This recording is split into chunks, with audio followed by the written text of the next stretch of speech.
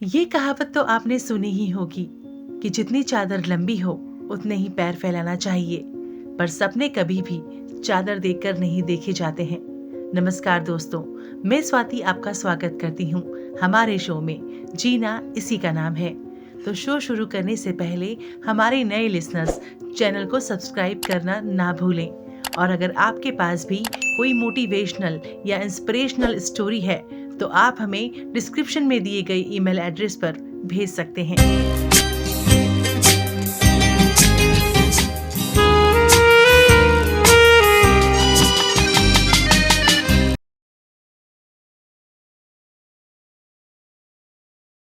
एक आदमी बहुत गरीब परिवार से था। वो बहुत दिनों से नौकरी की तलाश कर रहा था, लेकिन उसे अपने शहर में नौकरी नहीं मिल पा रही थी।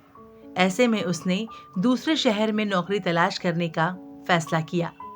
उसने अगले ही दिन ट्रेन पकड़ी और दूसरे शहर की तरफ निकल गया। उसकी माँ ने एक टिफिन में रोटियां रख दी थी।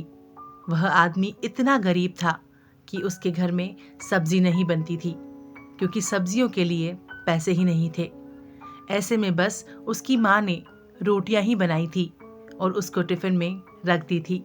जब उसका आधा सफर तय हो गया तो उसे भूख लगी। उसने टिफिन निकाला और रोटियां खाने लगा। जिस तरह से वह रोटियां खा रहा था, उसके आसपास बैठे लोग उसे गौर से देख रहे थे। वह पहले रोटी तोड़ता और फिर टिफिन में घुमाता, जैसे कि उस टिफिन में सब्जी हो। फिर एक एक निवाला स्वाद लेकर खाता।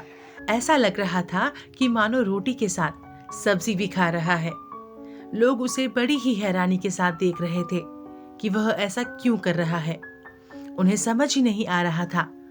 तभी एक आदमी ने उससे पूछ ही लिया कि भाई, तुम्हारे पास केवल रोटी ही है, तो तुम रोटी को पहले टिफिन में घुमाकर फिर क्यों खा रहे हो? उस आदमी ने जवाब दिया कि हाँ, मेरे पास केवल रोटी ही है, लेकिन इस खाली टिफिन में मैं रोटी घुमाकर यह सोचकर खा रहा हूँ कि मैं रोटी के साथ अचार भी खा रहा हूँ। तब दूसरे व्यक्ति ने पूछा, क्या इससे अचार का स्वाद आता है? उस आदमी ने कहा कि मैं रोटी अचार सोचकर खा रहा हूँ तो मुझे स्वाद भी आ रहा है।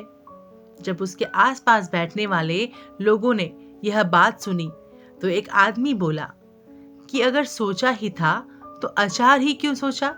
मटर पनीर या शाही पनीर सोच लेते। इस तरह तुम उन सब्जियों का मजा भी ले पाते।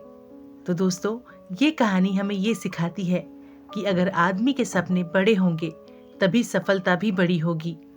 जिंदगी में अगर कुछ बड़ा करना है तो आदमी को अपनी सोच बड़ी रखनी चाहिए, लेकिन शुरुआत हमेशा छोटी छोटी चीज़ों से ही होती है। बूंद बूंद से ही समंदर भरता है। जय हिंद, वंदे मातरम।